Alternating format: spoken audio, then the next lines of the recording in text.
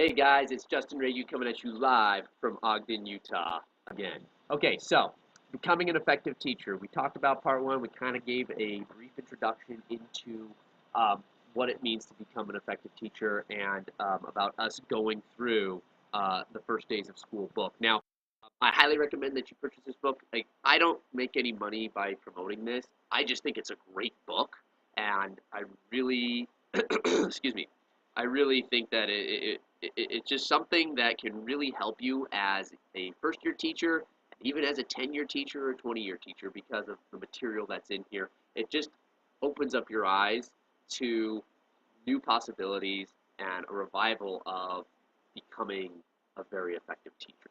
Okay, so with that in mind, let's get started. There are four stages of teaching, okay? Fantasy, survival, mastery, and impact, okay?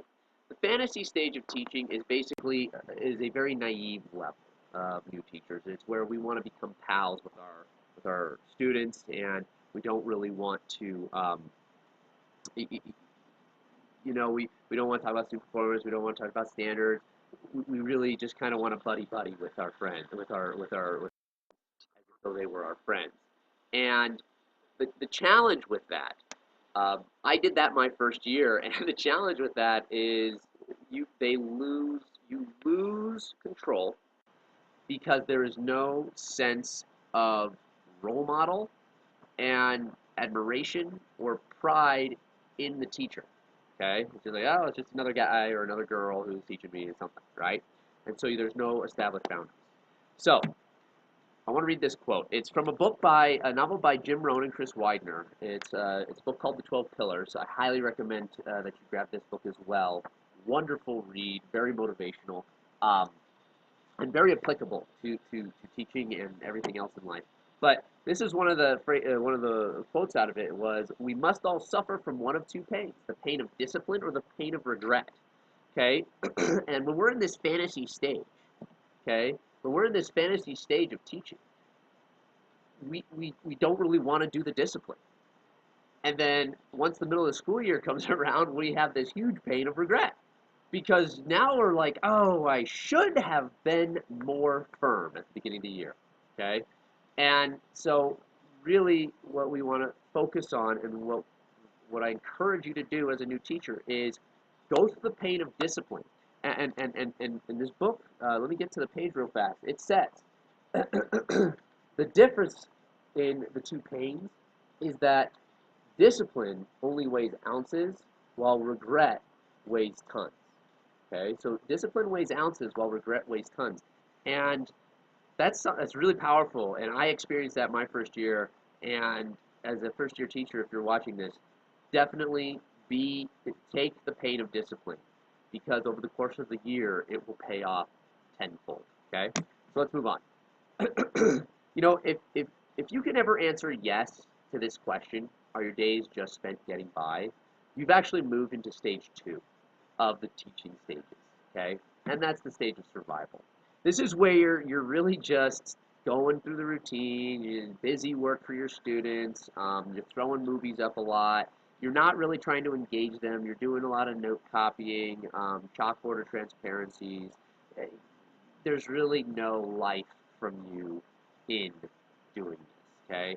So if you ever see yourself getting to this point, or if you're ever at this point, think of something to do different. Think of a change that you need to do. And as I said before, what I've said before in I think in the previous video was that I've run across a group of wonderful men and women who I was in this stage, and I was just like, I just gotta come in, I gotta do this thing, and I was there. And it's just not a great place to be. Your students don't like it, you don't like it, and it's just a miserable experience. And when I started working with this group of men and women, I really started feeling a little bit of life coming back into me and really wanting to get into the classroom a little bit more and develop more rapport with my students and become just a better teacher. And really moving past this quote, where it says, "The masses lead lives of quiet desperation and go to the grave with the song still in them," by Henry David Thoreau. And isn't that the truth? Aren't there so many of us who get stuck in this survival stage, just spending our days just getting by? And we go to our grave at some point with a lot of life still in us, a lot left that we could have given to our students, we could have given to our classroom, that we could have given to the people that touched our lives, that have come through our lives, that we could have touched their lives. Okay. Now, when you get past this, okay, when you pass this, you've moved into a level of mastery. You're no longer leading a life of quiet desperation. You're not going to the grave with a song still in you. You're going to your grave completely breathless because you have sung a good song for so many years and have really become a student of learning, student of self-discovery. Okay, there's another great quote in here. It says, "Formal education will, where is it? Formal education will make you a living, but self-education will make you a fortune." And that really holds true because self-education, fortune isn't always in the dollars, okay? Fortune sometimes is in our character, who we become, and who we get our students to become. And really, that's what I feel like Mr. and Mrs. Wong, Harry Wong and Rosemary Wong, are really looking to have us do as teachers, as we become effective, is we impact our classroom and we develop fortunes of character and pass that fortune along and share that wealth with our students.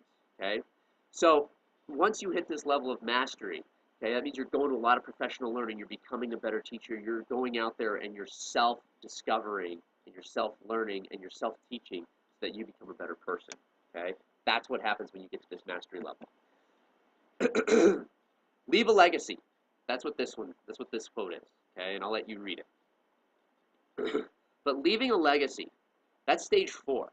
That's when you impact the lives of so many people, so many students, so many parents, that you have taught them through example how to live an exceptional life and what an exceptional life can look like. Okay? When you've gotten to this point, you have hit the level of impact. Okay? And when you hit this level of impact, you want to cycle back around to fantasy. Okay? You want to, basically, this is a circle. You're going through it. You're always improving. Okay? And and then it's okay to run through this cycle. It's just you don't want to sit in any one of those stages for very long. You always want to move through the cycles. Okay? So, through the stages in a cycle. That's what I meant to say. Okay? And through the stages in a cycle. And so, here comes your assignments. Okay? This is what I want you to do. I want you to ask yourself, what stage of teaching am I in? I don't care if you're a first-year teacher. I don't care if you're a 20-year teacher. What stage of teaching are you in right now?